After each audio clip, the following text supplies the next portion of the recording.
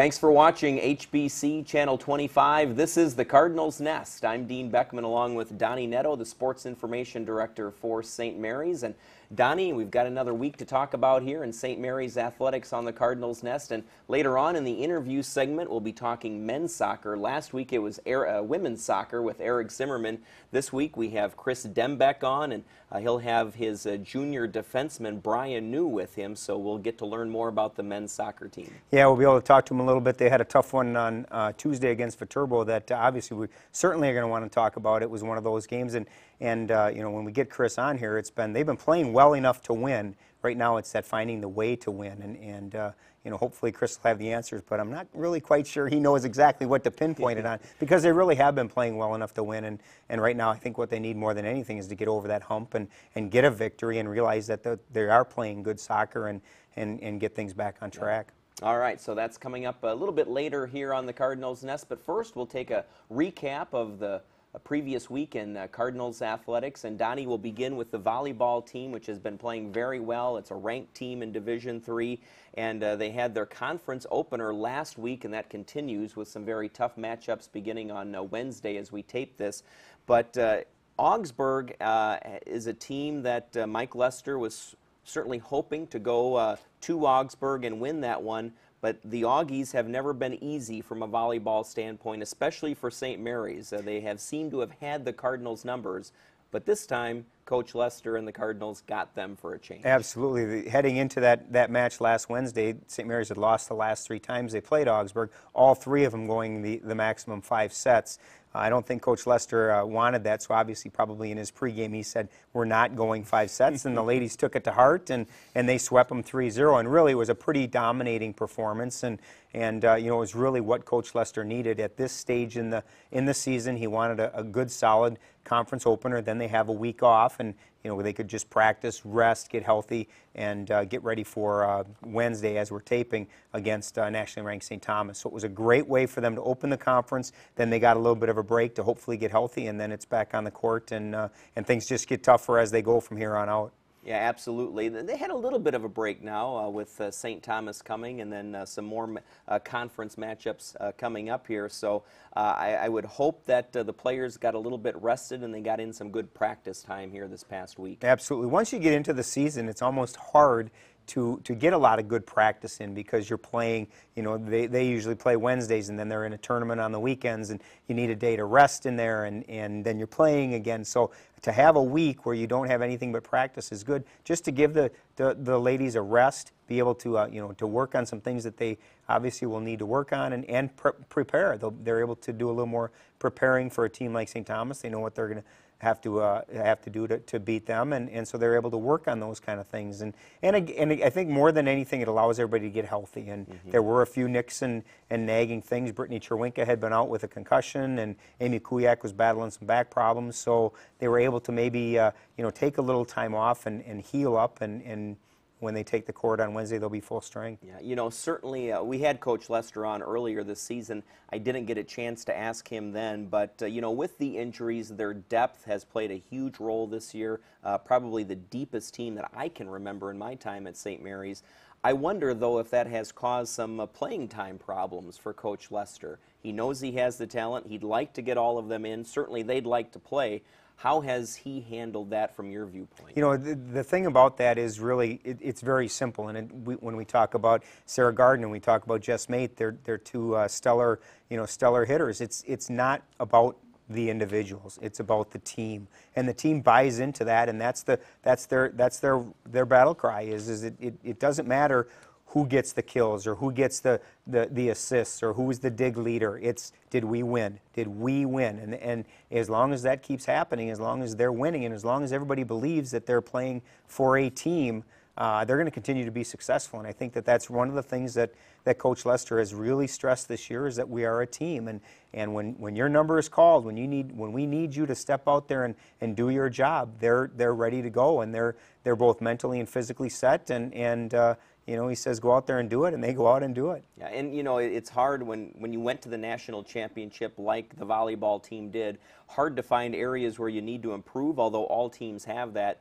it seemed like they did improve in one area last Wednesday against Augsburg, and that was in serving. A number of ace serves in that one. Their hit percentage was pretty low, which is a change for them, but they made up for it in the serving. Absolutely, and you know, really, in the sport of volleyball, it's all about serving and passing, and you know, you ask Coach Lester, he'll tell you every time they're successful, they served well and they passed well, which meant that they received the serves from the other team well, and right now that's two things that they're doing extremely well. And Sarah Gardner is a big force in there. She's got a phenomenal left-handed jump serve, and I mean, it's tough for people to return. And you know, you get good serving. You don't make a lot of mistakes. You force the other team to pass the ball and run their offense. It bodes well for you if you do those things well. All right, we'll look forward to talking about the volleyball team again next week here on the Cardinals Nest. Now women's soccer. Last Saturday, Donnie, they went to Carleton, a nationally ranked team, and Coach Zimmerman knew that was going to be tough. They played well, though. 1-0 at the midway point, ended up a 2-0 score, but they were very much in that one all the way. Yeah, it's one of those that, you know, I'm sure we'll talk to Coach Dembiec about the same thing. It's one of those that they actually played well enough to come away with a win, which would have been a huge feather in their cap to be able to pick up a win against a team as dominating and as powerful as Carleton. But they played very well, and I think that's, you know, right now what Coach Zimmerman's looking for is he needs to make sure that his team is playing well, doing the things that they need to do to be successful. And you know, unfortunately, in that game, they weren't able to get the win, but they did play well, which hopefully will continue to propel them as they really get into the meat of their conference schedule. No scoring to talk about there. Amy Sibic was the leader in shots on goal again. But their goaltender, Cassie Hewlett, really starting to play well. I think she's maybe opening up some eyes on the coaching staff and in the conference a little bit. Absolutely. It's one of those things that they needed.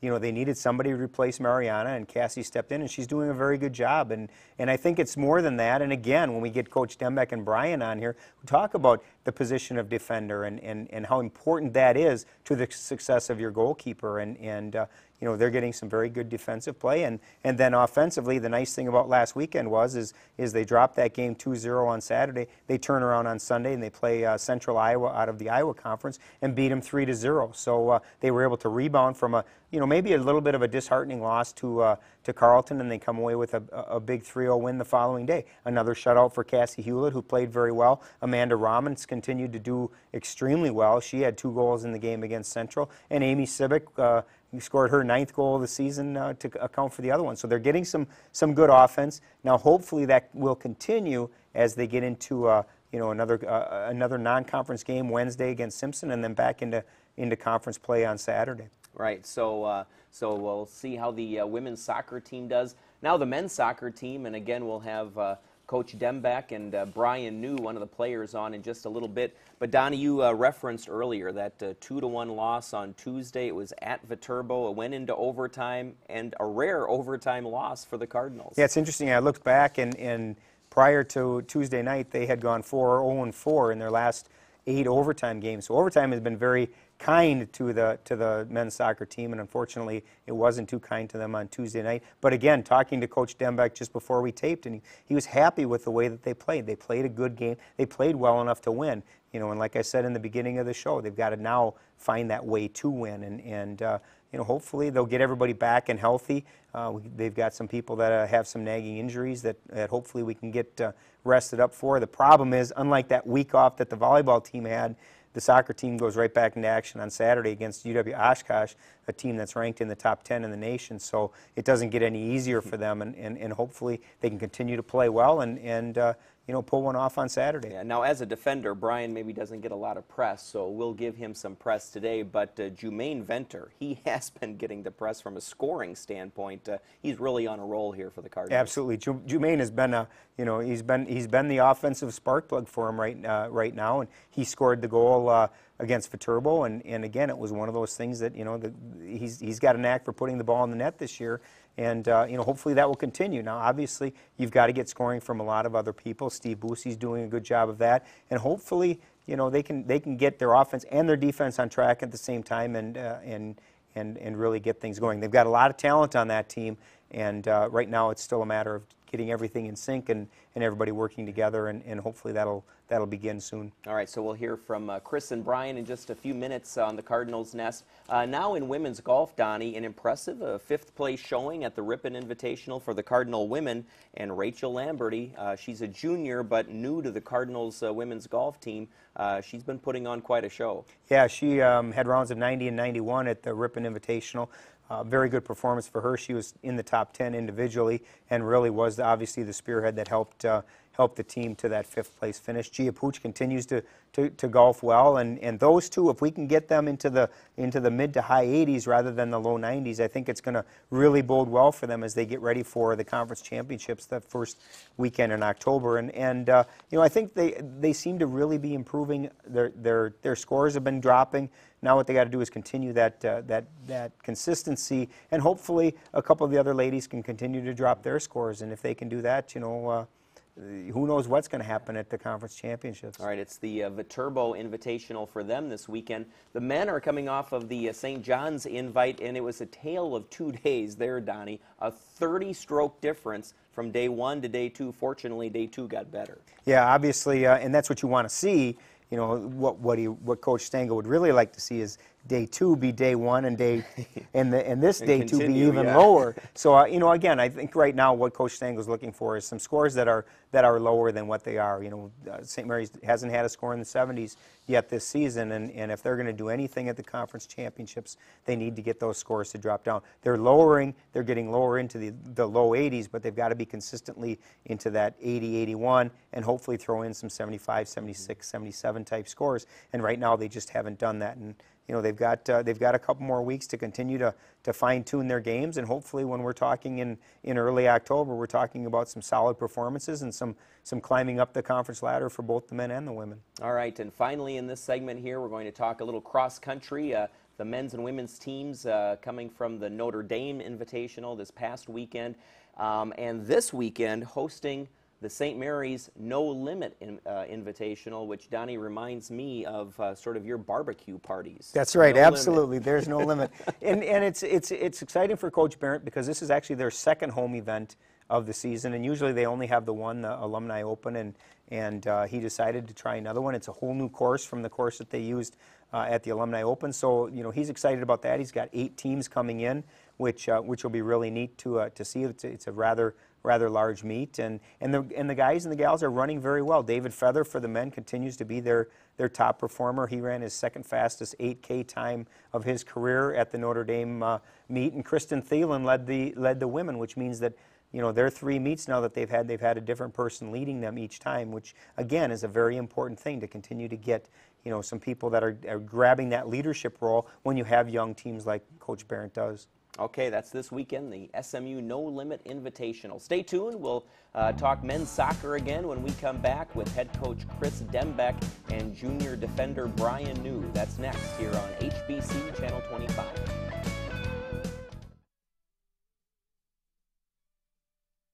Did you know there's one location where you can get free discount coupons for multiple Winona area businesses? It's just a click away with my.hbci.com. From discounts on food and beverages to repair services, my.hbci.com has coupons we know you can use. And getting the coupons couldn't be easier. Go to my.hbci.com/coupons. Browse the page for the coupons you're looking for, click on the ones you want, and print. It really is that easy. Be sure to check back daily as new coupons are constantly being added and updated. Check it out and start saving today with my.hbci.com.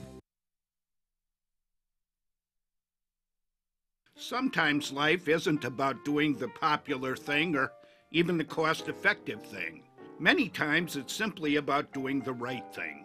When HBC did not receive the grant needed to construct a network in Minneska, we were disappointed. But we immediately went to the drawing board, and we are going to be delivering what we promised. Sometimes it's all about making the right decision. So welcome, Minneska. Wouldn't it be nice if there was a mobile phone company where you could actually get great customer service? Well, the wait is over. Full mobile phone service is now available at HBC. With plans starting as low as $40 a month on the nation's largest coverage map, HBC Mobile has a plan for everyone. Individual, family, data, they're all available. And they all come with the personal customer service you've come to expect from HBC. Stop in today at 58 Johnson Street, Winona to see how you can get a free phone. HBC Mobile. Service you can trust.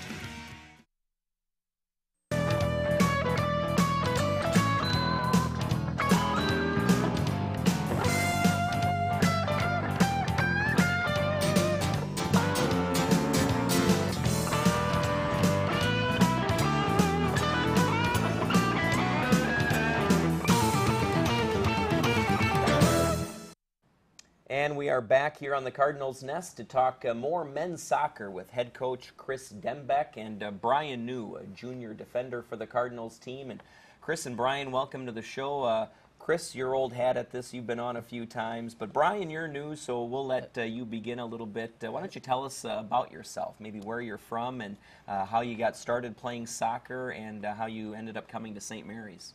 Well, I'm from Hoffman Estates, Illinois. It's a suburb, northwest suburb of Chicago. Started playing soccer when I was really young. My dad got me started playing with my brother's team always, so I was always playing upper divisions and stuff like that. My first interest in St. Mary's was actually from Lucas Vellini. He went to the same high school as I did, and he actually grew up playing soccer with my brother. So we pretty much played together our entire lives. I came up here and visited, and just started growing on me. All right. What's your major now at St. Mary's? Right now it's business management, and I'm getting a minor in Spanish also. All right. Excellent. Chris, Bryan is one of those guys that we've talked about with you in that he came here as a freshman, put him right in the starting lineup. He's been there ever since, and now you're able to reap some of the rewards of the experience that he's gained those last 2 years. Talk a little bit about the change that Bryan has made from the time he was a freshman to now as a junior. Well, it's a tough situation that we had to put him in, as far as starting as a freshman. There was a lot of guys in that class that were sort of put into that, and it's not always the most ideal thing to do. But Bryan's one of the guys that certainly handled it well and, was able to gain that amount of experience over that course of time and everything. But Bryan, he's one of our emotional leaders on the field and certainly one of our guys that we look to for a lot of good things. So that experience really has paid off for him. How about for you, Bryan? What's been the biggest difference now, or what's been the biggest adjustment, obviously coming from high school to college, but then from that freshman year to this year?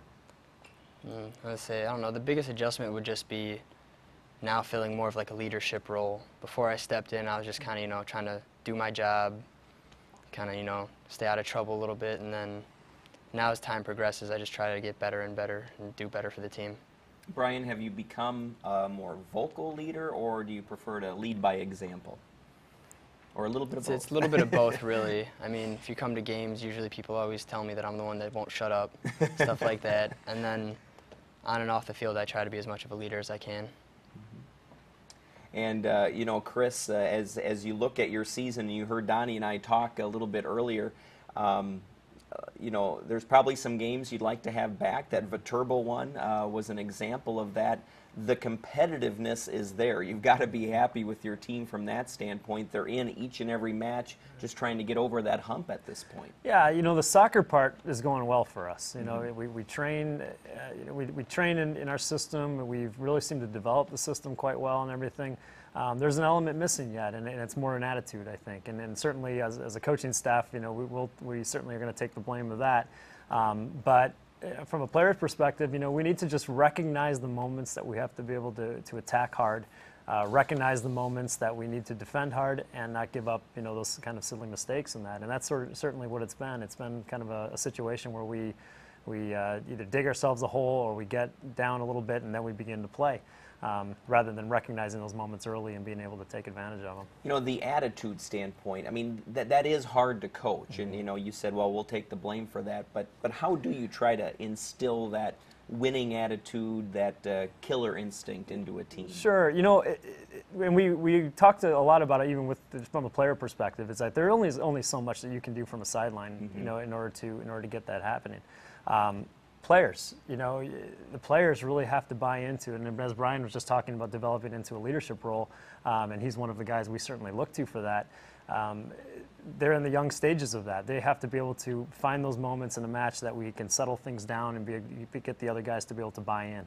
That's something we need to mimic in trainings even a bit better, and that's something that we have to see in the matches, and that is to be able to get that leadership going and really get players to buy into that. You know, we talked about it with the volleyball team, Bryan, and I'll ask you the same question, because as a defender, as Dean mentioned earlier, you don't get a lot of press. You know, Jermaine's been the one we've talked about. Steve Boosie's been the one we talked about. How do you make sure that doesn't affect how you play, and that, you know, there's no press jealousy, so to speak? You know, how do you handle that? Well, the way I see it is, as a defender, I've known all my life that I'm really not going to get that much press. So basically, the only way I'll get noticed is if the team does well. If the team's doing well, then everyone's going to get noticed, and that's just what's best for us. Chris, talk a little bit, as a numbers guy that I am, you know, you look at your season, you've got 11 goals, 9 of which have been in the second half. So obviously that would tell me that you're a little bit of a slow starting team. Is that a concern at all for you? Yeah, and when we talked about attitude, there's a casual attitude about us right now that needs to change. It's taking us a little while to get into a competitive mode. And that's something that again, we need to be able to get on with earlier in the matches and everything. And it's something I know they were talked about in the World Cup with the United States national team, and we certainly don't want to be mimicking that at all. But unfortunately, that's kind of where we've been so far. And right now, like I said, we're looking for those kind of opportune moments in first halves and that we're able to take advantage of it and really kind of put other teams on their heels rather than reacting to what they come at. Well, one spark you certainly have had is Jermaine Venter. Maybe talk about his style of play and why he's been so successful. Well, you know, he's excellent facing the goal, and we've been playing with him up top the majority of the years, and he's good at it. We decided then to actually shift him into an outside mid position where we're really asking him to take on guys, catch guys by surprise, and off of runs and that, and that's exactly how he's done it. A lot of the assists that he's been a recipient of have been balls that have come in at long distances and that where he's been able to surprise defenders. So with him being able to run at defenders and that, I think it's really helped him a lot in being able to find goal-scoring opportunities. Whereas before, he's dealing a lot more with defenders that are really kind of getting on top of him with his back to the goal, and that's not where he's best. He's best facing it. How about talking a little bit about some people that maybe we haven't talked about that have impressed you or surprised you this season, that are doing well, that maybe we haven't really mentioned through the first couple weeks of the season? Well, sure. You know, our defensive line. I mean, we can just start with them. I mean, certainly with Bryan, heading that up. Gunnar Knudsen, has played quite well. Ryan Rademacher, he's a guy that we've had in the midfield, and now we've put him back as a right back, and goal and 2 assists from a right back position. I mean, he's a dangerous guy on the attack, but he's also learning how to defend as well. He's been playing well. Andy Adair on the left side in the back has been playing quite well. So again, it's not a concern so much of defensive effort. And we've been talking about being able to prevent shot prevention. And I feel like we've done that. We've really decreased the shots that teams have had against us and that. Now it's just, like I said, just being able to recognize moments to be able to get other teams on their heels. But those players have been very key in things. Yeah. Bryan, talk a little bit about the atmosphere playing at home. Obviously, the 2 wins that you guys do have this year, both were at home. Nice place to play, great field. Is there a difference for you guys playing at home compared to playing on the road? Oh, there's a huge difference. At home, we have one of the greatest facilities that I've ever played on. The turf is absolutely amazing. Just being on that field just gives you a sense of, like pride, like I need to get here and get something done kind of thing, But yeah, and being away is kind of, I don't know, it's kind of the same thing. Like you want to go out and get it done, bring home a W and stuff like that, but being at home is definitely more enjoyable. Chris, one of the things I couldn't help but notice with Bryan earlier is when he said he talked to someone who knew about St. Mary's, and I'm sure when you're on the recruiting trail you hear that a lot. You got to use that word of mouth as much as possible, because when people come here, they're usually our best recruiting tools, right? Absolutely, yeah. And that's especially from the Chicago area. We have a strong tie to that, and we have guys that come in, have a good experience at St. Mary's, and we want that word to be out there. So yeah, Bryan was a direct result of that, which was great. And then finally, this hasn't been an easy year. You've had to replace an all-conference goaltender, and you've used a couple of different players back there. And so maybe talk about that process and trying to develop a couple of new players there. Yeah, and I'm happy about the goalkeeping spot. And we have 2 guys, in Chris Williams and Phil Rendell, that have done quite well for us. We've had some injuries back there, which have not helped our cause in the back and everything. But like I said, our focus shifted a little bit from John, who was a great shot stopper. our guys certainly are good shot stoppers, but we're focusing more on prevention. So we're talking more about the communication that happens before, as other teams begin their attack and everything, and what leads up to that, and how we're able to prevent things. And both those guys have done a very nice job of that. But like I said, it is a tough spot to fill, obviously, but it's also one that we change an attitude a little bit, and our guys have been doing okay with that. All right, Chris Dembiec, Bryan Neu, thanks for being on the show. Good luck here the rest of the season. Thank you. Thank you. All right, stay tuned. Donny and I will be back to wrap things up. Coming up next here on HBC Channel 25.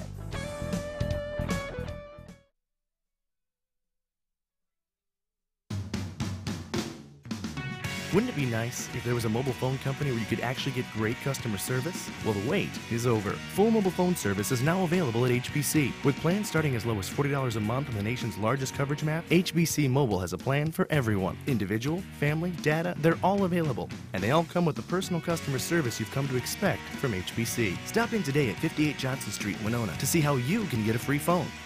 HBC Mobile. Service you can trust. Did you know there's one location where you can get free discount coupons for multiple Winona area businesses? It's just a click away with my.hbci.com. From discounts on food and beverages to repair services. My.hbci.com has coupons we know you can use. And getting the coupons couldn't be easier. Go to my.hbci.com/coupons. Browse the page for the coupons you're looking for, click on the ones you want, and print. It really is that easy. Be sure to check back daily as new coupons are constantly being added and updated. Check it out and start saving today With my.hbci.com.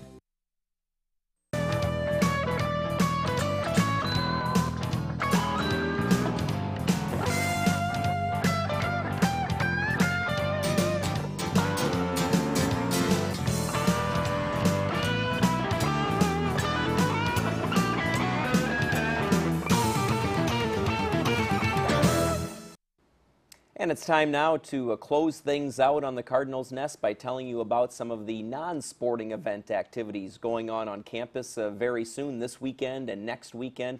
And we'll begin, if you want to know where Donny will be at Saturday night, you don't have to look any further than this event right here. It's a band coming to St. Mary's. They're called Sing It Loud. Also, the Fast Track will be opening for them. It's going to be at 7:30 p.m. The doors will open on Saturday night. Fast Track will play at 8 o'clock, and then Sing It Loud will follow that about 9 or 9:30 or so. The concert is free to St. Mary's students, $5 for all other admissions, and tickets will be available at the door. Donny, we know you like to sing it loud. Next weekend, the Department of Theater and Dance will begin its season with the comedy called The Lightning Bug. That'll be held September 30th through October 3rd. This is a family-friendly comedy. It was written by award-winning playwright Rand Higby, and he will actually be at the Friday night performance, and a question and answer period with Higby will follow that Friday performance. So all of the performances will start at 7:30 p.m. Thursday through Saturday, September 30th through October 2nd, and then the performance on Sunday, October 3rd, will be at 3 p.m. And tickets are $10 for adults, $5 for students and seniors, and they are available at Page Theater. And there you see the website there, and the phone number is 457-1715 for Page Theater. And finally, the week of October 3rd through the 9th is LaSallian Week of Peace. The LaSallian Week, it's put on by Campus Ministry and other groups that sponsor a variety of events going on campus. The overall theme of the week this time is Blessed Are the Peacemakers, so that's LaSallian Week of Peace, October 3rd through the 9th. All right, that's going to do it for the Cardinals Nest for this week. We want to thank Chris Dembiec and Bryan Neu, our guests from the men's soccer team. Tune in again next week right here on HBC Channel 25 for another St. Mary's University Cardinals Nest.